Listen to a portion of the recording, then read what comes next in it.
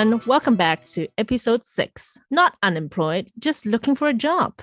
Pretty self-explanatory title, isn't it? And actually, it's a topic that was asked by one of our listeners who's currently in a senior year and looking for a job. Pretty hard time from our experience, of course, as recent college graduates. During this time, you'll be faced with a series of hard questions like how to find a job, where to go to find a job, what happens when we face a burnout, and should we even consider masters? Like, whoa, I just said a whole bunch of questions just now. And that's why we're here. So let's dive in.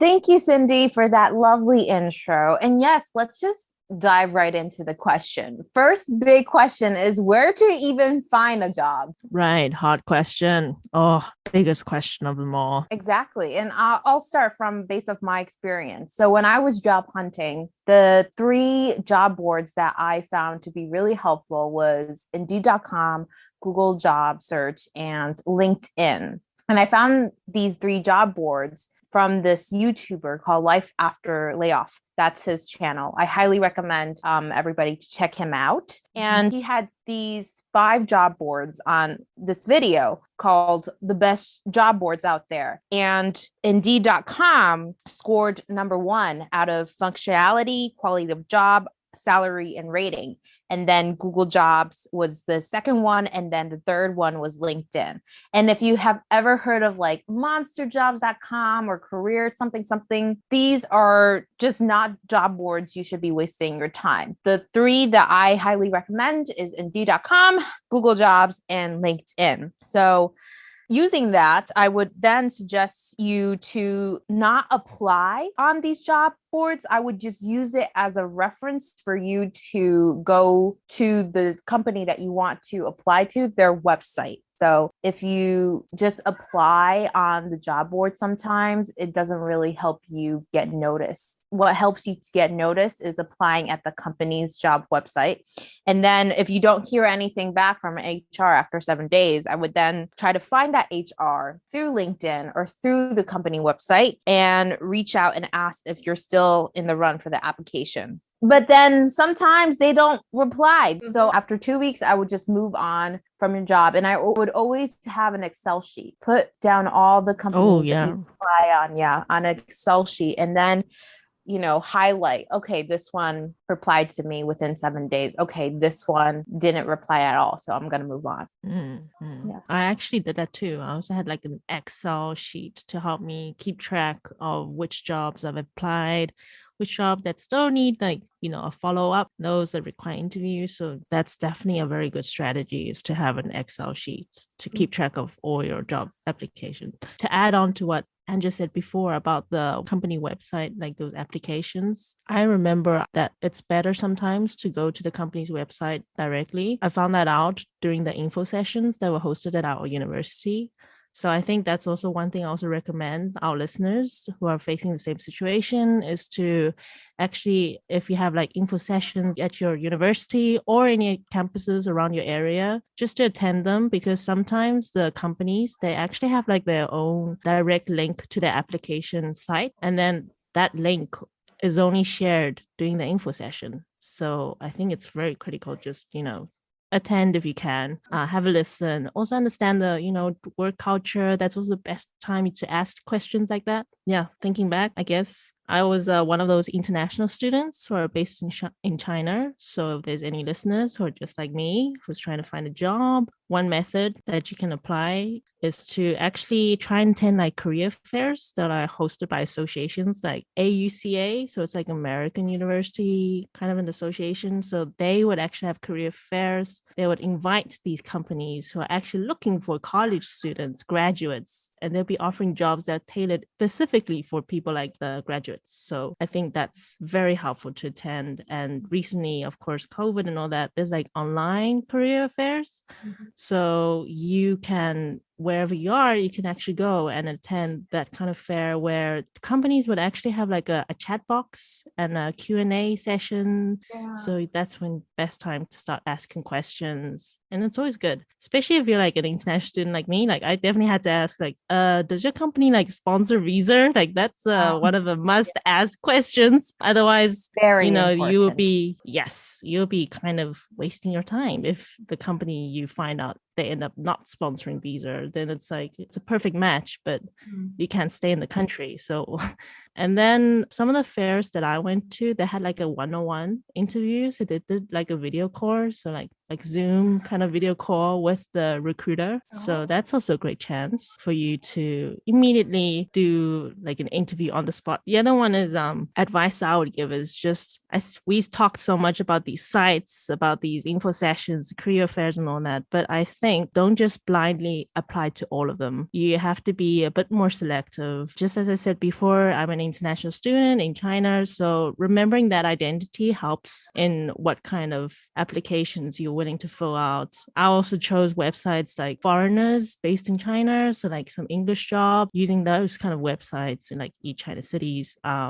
You are able to find jobs that were tailored towards you. So I have a question, Cindy. What do you Okay. think about, because you mentioned like be selective, those like job applications where they want you to write like a cover letter. And every Oh, time I view those jobs, it just deter me away from applying because I don't want to write that cover a letter. cover It's letter. not, yeah, a cover letter if it's not guaranteed that I am getting that job. So what I usually do is I fill out a cover letter template and I just keep on replacing the company name, but I don't think it helps. I think that the idea behind a cover letter is to like they say it's to show that you're interested in the job. So I guess using the same template, it will kind of make sense that it doesn't always work out. But then sometimes some companies really do require that, and you're tight for time. So I think having like the best template, maybe that's one way to go about it. And then another is just to really write the cover letters for job positions you feel like it's a perfect fit. We sometimes would know when we feel very connected with one company or one position. And I think it's like moments like that you should try out writing a cover letter from what you feel. So trust your gut feeling then. Yes. We're giving a lot of advice, but like, yes, gut feeling is very important. But also use some strategies to help you out. Just as Andrew and I mentioned, I'm sure Han also wants to share some strategies.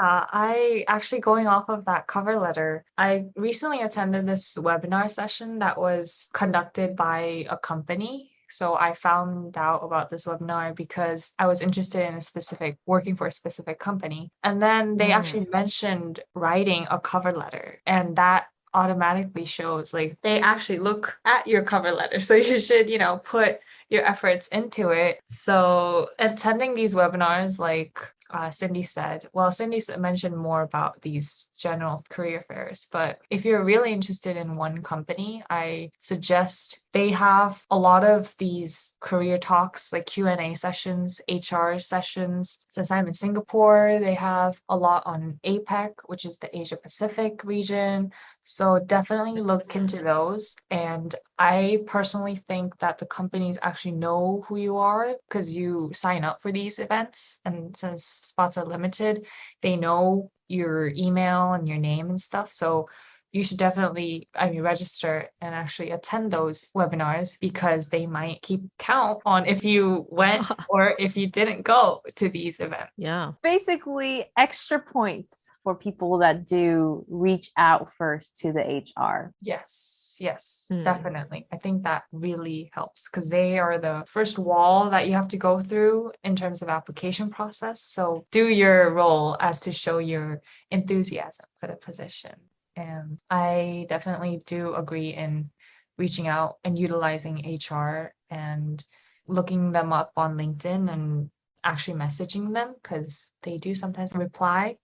And you will get this like special connection, like one-on-one connection. Before going on further, do you recommend people get LinkedIn Premium? Because sometimes some like HR and higher up people, you can only access them through LinkedIn Premium. Would you suggest people that are job hunting to have LinkedIn Premium to invest money for a job? I don't think it's necessary, but if you think that, you want to jazz up your profile and, make yourself stand out, definitely go for it because it's certainly like a tool that you should utilize. Last thing to add on from my side is actually using the university or career pages. Our NYU Shanghai had a career page as well, so I utilized that platform heavily when applying for jobs, since you know who to contact because they have an email address there. And if you contact them, the HR knows that you're from this school. It's like this mutual communication that you can enjoy. Yeah, the job platform is called Handshake, and I think most colleges have that platform. Like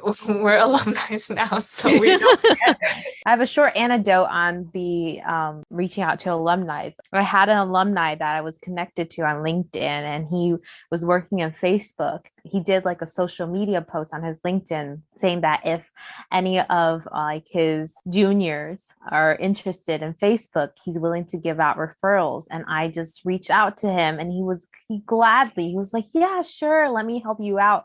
And he was so friendly. So never be afraid to reach out to alumni, because that's what I think as an alumni myself now, I'm gladly willing to help, my juniors. Yeah, adding on to LinkedIn, so many tips here. If you're interested in a certain position, like for example, consulting, type consulting on the search bar of LinkedIn, and it shows you different articles that people wrote about consulting. And there are people on LinkedIn that purposely write about these job roles. So there's so many different types of consultings, general consulting, analytics, etc. And they actually dissect all these types of consultings in one writing. So reading through these posts or websites that they upload will definitely help in getting an idea of what that job is or that position is. Yeah. I guess overall, the whole big message is you got to be active during this whole time of job searching. Yeah. It's hard maybe for people who not push themselves, expose themselves so much, these websites and all that. But during this process, you got to like prepare yourself mentally. And then since we're talking about being active and how you find a job, where do we find a job then? That is the next question. Where? So I viewed this question as location based of where I want to go. So fortunately, my junior year, I studied away. I put that in quotation mark because I live in the state next to New York City, but I studied away in New York. I studied at NYU for a year. So I really got to experience what life is like living in New York City in terms of how much is rent, how much costs of basically living in New York. Then comparing it to Shanghai, because again, I had that experience of living in Shanghai my freshman, sophomore year, I had to ask myself, okay, where do I see myself? What city can really help my career development? And to me, at that point, it was Shanghai, because first I really loved the city Shanghai. I wanted to explore more of the city, but I realized that not a lot of people are given the opportunity to work from another country. Like working from another country is a luxury. And I'm a adventurous person. I love to take on challenges. And I feel like if I have this opportunity to work in Shanghai, let's take it, because worst comes to worst, plan B, go back home. So that's another major factor why I chose to be in Shanghai. Risk taker, definitely. I agree. I'm actually in this kind of in the same boat as you on this. Like I'm also currently now in Shanghai and I'm from South Africa. So in a way, I am a foreigner as well, even though my family is Chinese. That also means you have to face the work visa issue and all of that. So my story in where I decided to, base my job location is actually from the very beginning, I always knew I wanted to be overseas. So I guess It's less of a risk taker. It was like always a goal in mind. And Shanghai, since little, I've come to visit Shanghai. It's like been my dream city. And so when I was applying for college, I already considered the potential location of where I wanted to work, and that was in Shanghai. So I would say one of the things that, besides the whole wanting to go overseas, there was also another reason why I chose Shanghai was because I had to be more realistic in my logistics. What that means is I have to think about currency exchange, work visa. And so Shanghai is relatively much cheaper to live in as a student, as someone who's just graduated, whereas I've also had a study away experience in New York and London. I think besides the fun experience of exploring the city, it was so expensive to go around. Another way to consider where to choose is you have to have more of a learner state of mind. So I wanted to learn more about the city. That kind of influences your decision on where you want to base yourself. You should also have a bit of an interest in the city itself, in the location you're in. I think those are like very good conversations to have with yourself on where you want to choose your location. I want to echo what Cindy just said, because unlike university, where the school is kind of your community, the city itself and the country's culture is your home. So if you don't know much about it, or if you're not okay with their culture, I suggest you look somewhere else, because you have to be able to live with that culture and live within that city in order to be successful in your job and consider working there for a good amount of time. One of the things I also thought of when Cindy was talking was how you should look at a demographic of what the country or where you want to go. I'm in Singapore right now.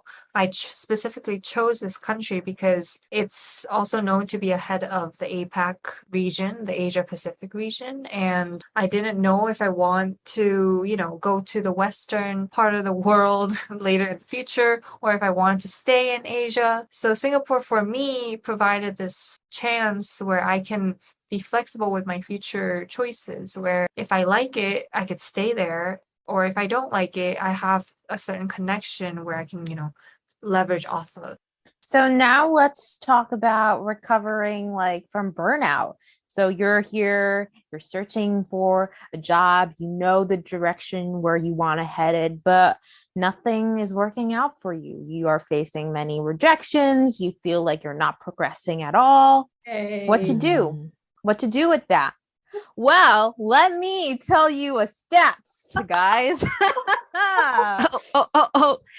Making us with the stats. Okay. I'm bringing the stats to sound credible. Wow. So, according to the Bureau of Labor Statistics, people were unemployed an average of 5 months in January 2020, which means that it's normal to be unemployed up to 5 months, and that the average length of unemployment is about the same for the previous year too, 4 months. So it's normal to not get a job right away, and it takes time. And I view this as selecting your ideal boyfriend, right? Choosing a boyfriend is the same as choosing the right job for you. Because if you just choose a boyfriend just for the sake of having a boyfriend, that relationship ain't gonna last, okay? That relationship is not going to last. You need to find a job that you feel you really fit into, aka company culture, salary, benefits. List out all your wants and needs of a company and search for that company. Your unicorn job will come along, guys, and it takes time, because that's the only way for you to have a good relationship with your employer and have a long-lasting one that you can foresee yourself build a career out of. So yeah. And to handle burnouts, right, I would say set limits for yourself. It's not really healthy to spend the entire day job searching. So spend a concentrated couple of hours, sending some applications, searching them online, and wrap it up. right? Take some breaks. You need that break. And also, if it's not working out, reevaluate your search parameters. Perhaps you're not getting specific enough. If you only know you want to work in a specific industry,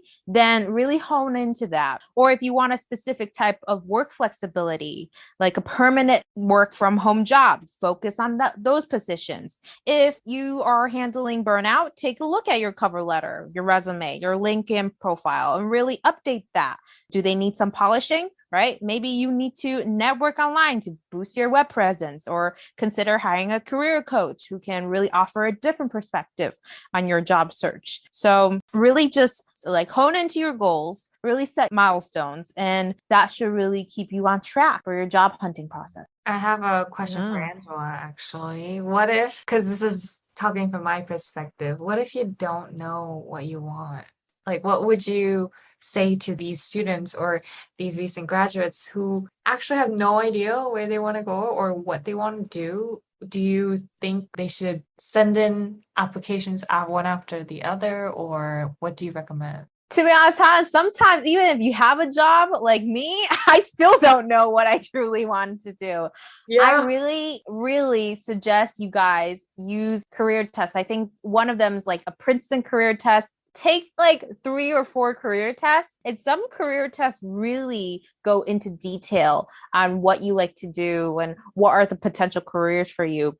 And then once you have those lists, research on all these jobs. YouTube a day in a life as a consultant, a day in a life as a PR specialist, and really just research your way to really find out what you like to do. Because it's better to go in with some sort of knowledge than rather being thrown in to a job where you don't like. Definitely. So Angela just now gave a lot of great advice. And what I want to say about from my personal anecdote is I really want to emphasize that there's a reason why it's there. I personally experienced the side effects of not taking these advice seriously. So what my story is, now that you're curious, is that I ended up taking my time applying during the whole process of job seeking. I ended up taking my time. And that was not because I listened to advice. It was because I had that one moment, and I think it was in February. So I'm getting very specific here, but in February or March, I think that was a time in senior year when I felt like everybody had like a response to their applications. So I was one of those people who were kind of like a late boomer, and I thought, things are going to work out eventually, right? Like, I am a senior, I'm going to get my degree, I'm going to end up finding a good job. I assume that. But then at that moment when everybody was getting an answer for like their future career, I felt very, very pressured. And I was at that moment where I suddenly did exactly what Angela advised not to do. I ended up applying for everything. I was like, oh, just apply. And what happened was I did get some like interview requests by some of the recruiters. And I remember 4 interviews that it was really, really bad.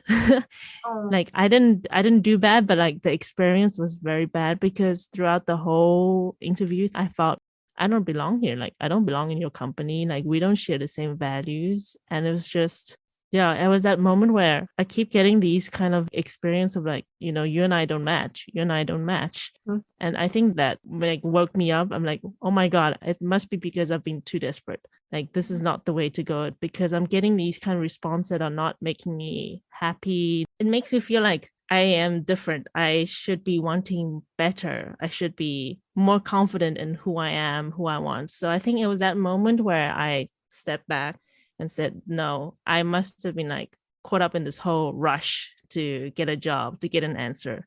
I'm just going to take my time. I need to find out what it is that I really like, what it is that I'm good at. Yeah.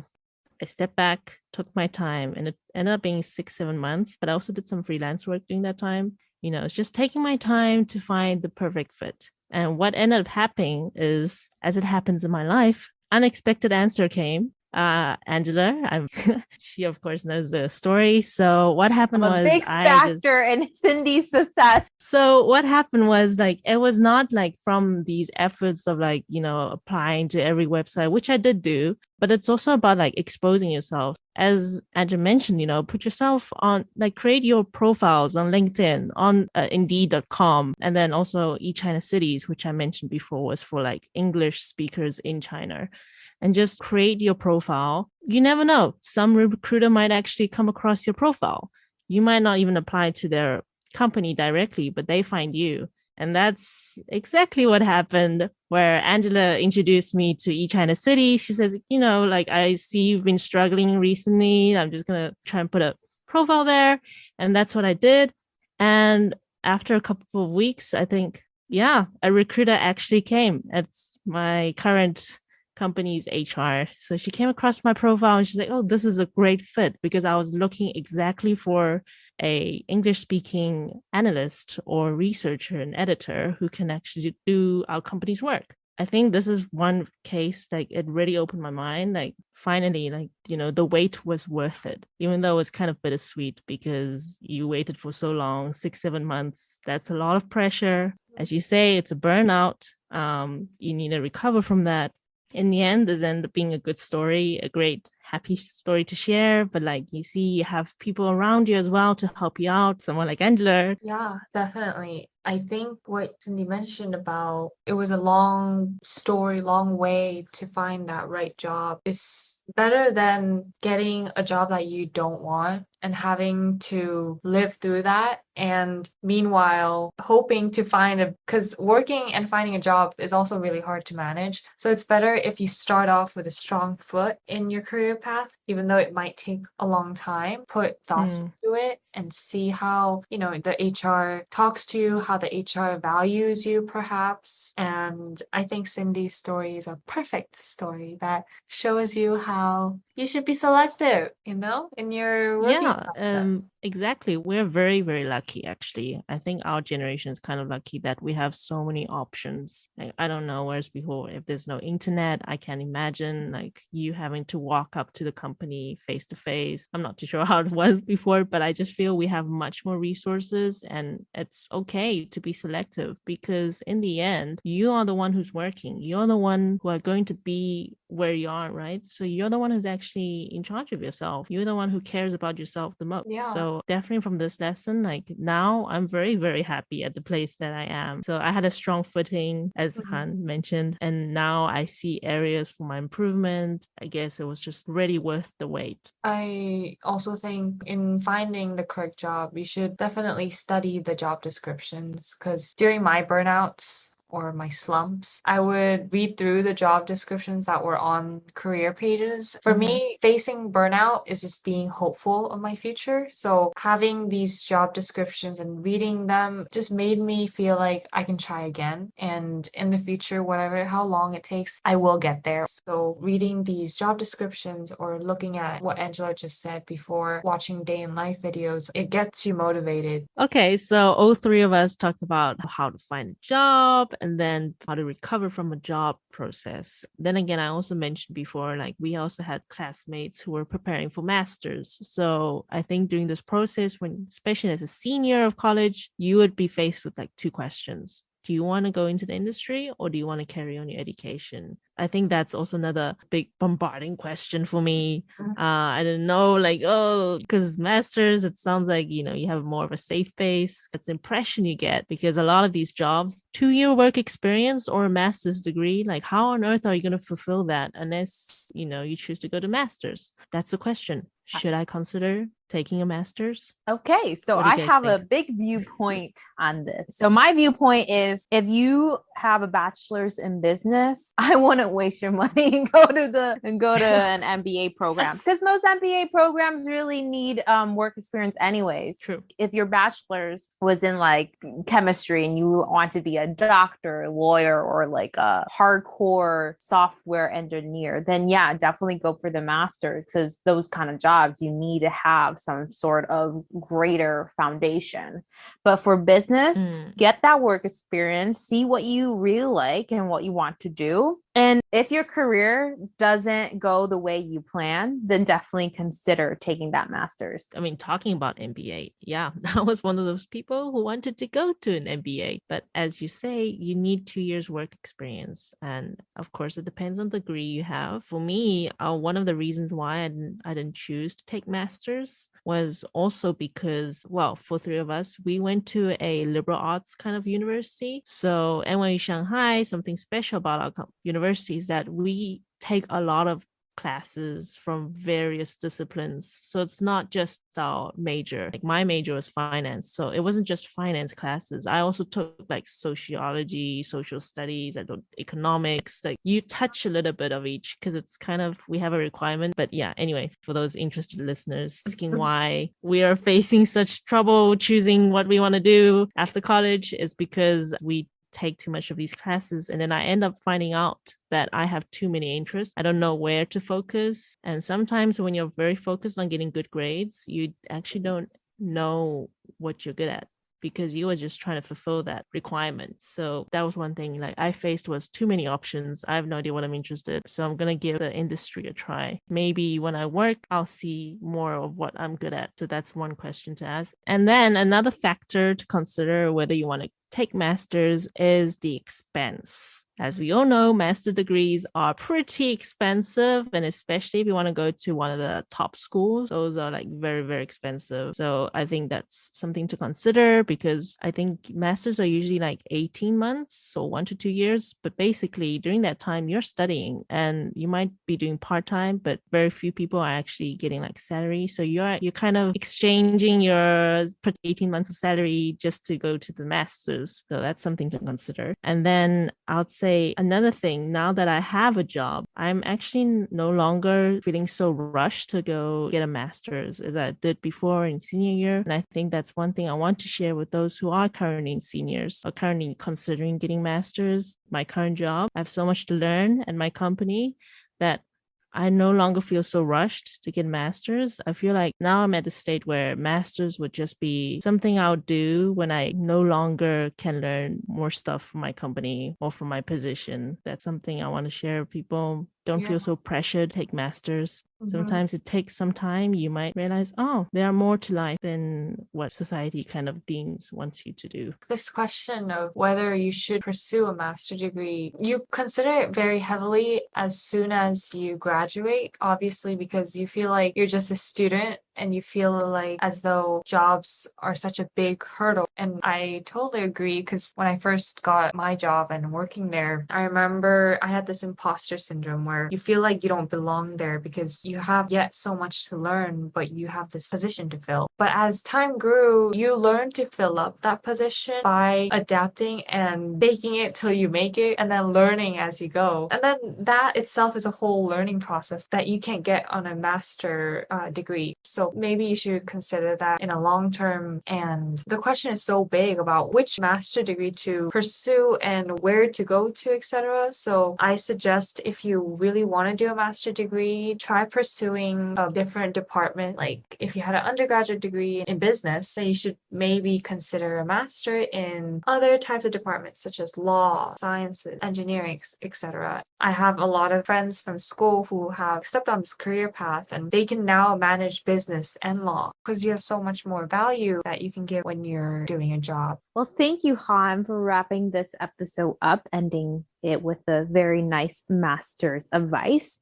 Again, we just want you guys, our dear listeners, to know that you're not alone in this job hunting process and that the things that you are experiencing during this process is part of the journey to find that job that's going to help your career development. Thank you guys for tuning in today's episode, Not Unemployed, Just Looking for a Job. And if you haven't, please subscribe, like, and leave a rating for Banana Corn and recommend this to all your family and friends. And follow us on Instagram, Banana Corn PD, and come back and join us on our next episode.